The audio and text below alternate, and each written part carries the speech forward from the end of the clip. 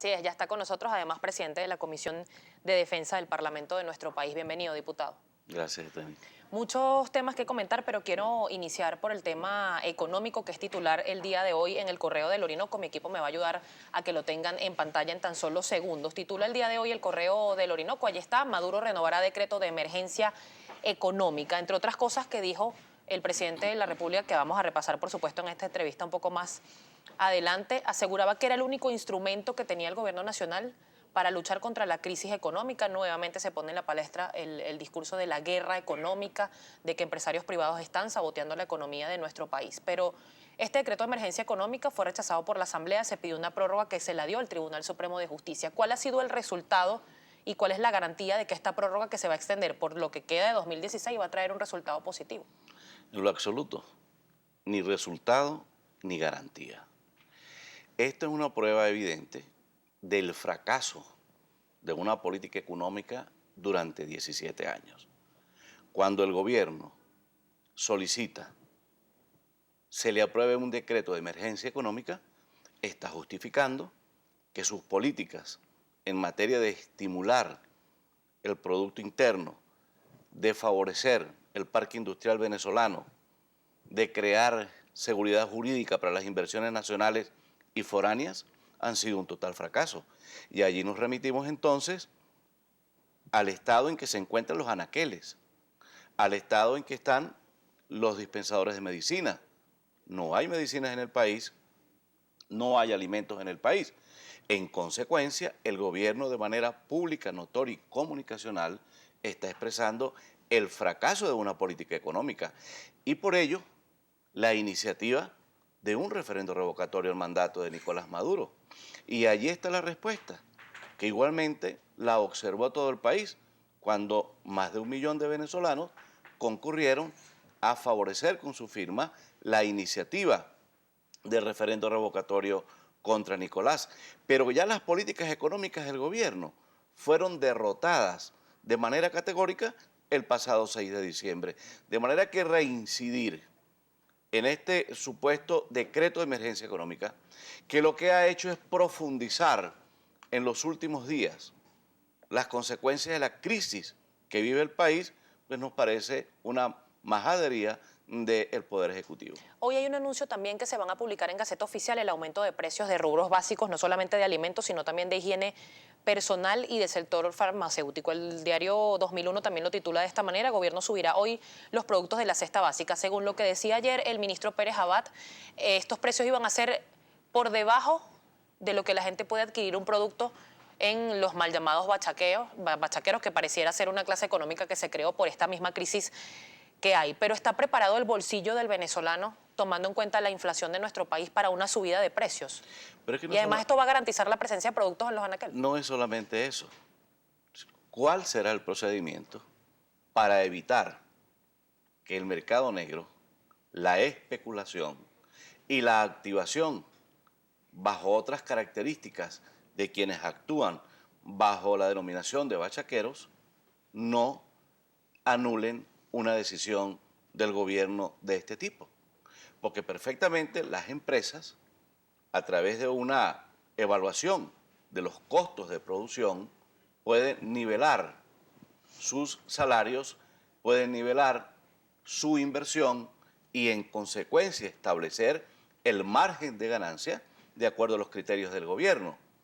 Pero nadie garantiza, bajo ningún concepto, y no lo ha dicho el ministro, cómo se va a evitar la especulación, el acaparamiento, que incluso se hace ante los ojos de los propios organismos de seguridad del Estado venezolano y ante quienes tienen la obligación de velar porque estos insumos, porque estos alimentos y estas medicinas lleguen directamente al consumidor sin los traspiés que se generan cuando se activan los mecanismos del mercado negro y la especulación y el acaparamiento.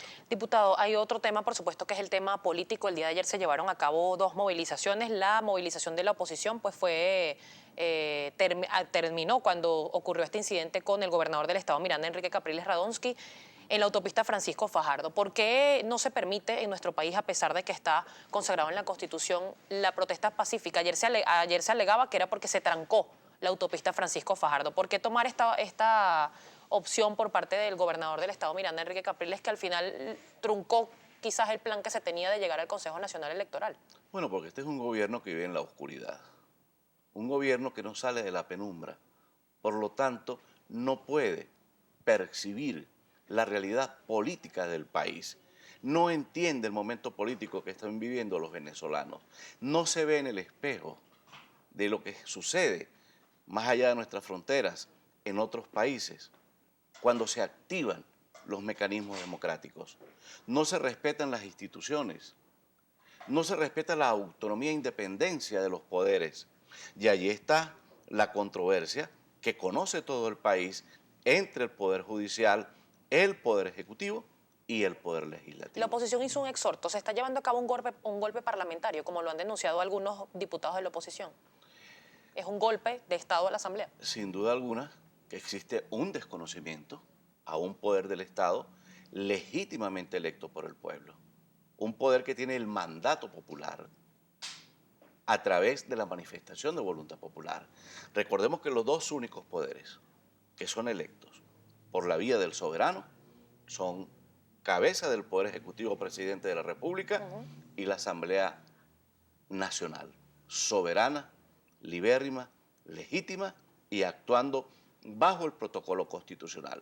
Todos los actos que ha realizado la Asamblea Nacional en el proceso de formación de las leyes, pero también activando los mecanismos que la propia Constitución le endosa al Poder Legislativo, están circunscritos bajo el imperio de la ley, bajo la égida de la democracia, y bajo ese sentido ha actuado la mesa directiva del Poder Legislativo con espíritu de cuerpo, y allí se han realizado los debates necesarios, se le ha permitido lo que no se permitía anteriormente a los representantes del gobierno, a los partidos del gobierno, al partido oficial del gobierno, que es el PSV, que activen los mecanismos necesarios para el debate, y se ha respetado la participación de todos. Diputado, ¿pero habrá o no habrá referéndum este año? Porque desde el Partido Socialista Unido de Venezuela se dice que no. Incluso el presidente de la República ayer nuevamente lo repitió en su discurso en esta marcha en apoyo a la Gran Misión Vivienda Venezuela. Aseguraba que aquí no hay escenario para que se aplique un referéndum revocatorio. Bueno, Se cumplen los lapsos, hay garantía de que se pueda aplicar. Esteli, pretende el gobierno desmovilizar la oposición, desarticular el propósito democrático de resolver la crisis política del país a través de la vía cívica, pacífica, democrática y constitucional, ejerciendo el derecho del sufragio, activando garantías constitucionales que están perfectamente establecidas en la Carta Magna. No se trata en lo absoluto de un golpe de Estado. El gobierno conceptualiza de manera permanente las iniciativas democráticas como contrarias a derecho y contrarias a la Constitución. Quien tiene vocación de golpe de Estado ha sido el gobierno. Este es un gobierno devenido de usufructuar las armas del Estado venezolano para derrocar un gobierno legítimamente electo por el pueblo. Y esa es la conducta. Y cuando digo un gobierno, no me refiero al gobierno de Nicolás, me refiero a toda lo que ha sido el desarrollo de pretender instaurar en Venezuela lo que ellos llaman un proceso revolucionario. Y en esos 17 años, lo que tenemos hoy como conclusión es un país en el colapso, un país deteriorado, un país sin instituciones autónomas y independientes, y en consecuencia los demócratas tenemos la obligación de activar los mecanismos constitucionales. Ahora bien, con estos 30 días que anunció la rectora Tania D'Amelio que necesitaban para revisar estas firmas, ¿se sigue teniendo el lapso para aplicar el revocatorio? Por supuesto que los lapsos están establecidos ¿Por qué no se aplicó en la norma antes? del Porque revocatorio. según diputados del Partido Socialista Unido de Venezuela y también representantes de la Dirección Nacional como Eduardo Piñate, que lo tuvimos hace días acá en esta misma silla, aseguraba que la oposición tenía la posibilidad de activarlo desde el mes de enero, porque se está evaluando según lo que ellos dicen, la continuidad del mandato del presidente Hugo Chávez, y que fueron divisiones internas en la MUD que causaron que esto se propusiera en el mes de marzo. La agenda de la oposición, la estrategia política, no la marca el gobierno, la define la Mesa de la Unidad Democrática a través de la diversidad y la pluralidad que la componen. El gobierno que desarrolle sus actos. Nosotros desarrollamos nuestra línea estratégica y perfectamente evaluando todo el proceso, si hay voluntad política y democrática, si el gobierno no se convierte en una alcabala, si no activa al Tribunal Supremo de Justicia para perturbar el desarrollo del revocatorio, tendremos referendo revocatorio este año. Se tiene proyecto y se manejan nombres. ¿Cuál va a ser la opción en un escenario hipotético? ¿Se aplica el referéndum revocatorio? ¿Se revoca efectivamente al presidente Nicolás Maduro de su mandato, de su cargo presidencial? ¿Cuál es el primer paso de la oposición? ¿Cuál es el proyecto? Bueno, en primer lugar, convocar las grandes mayorías para hacer ese revocatorio ¿Ya se manejan eficiente. nombres? Seguramente.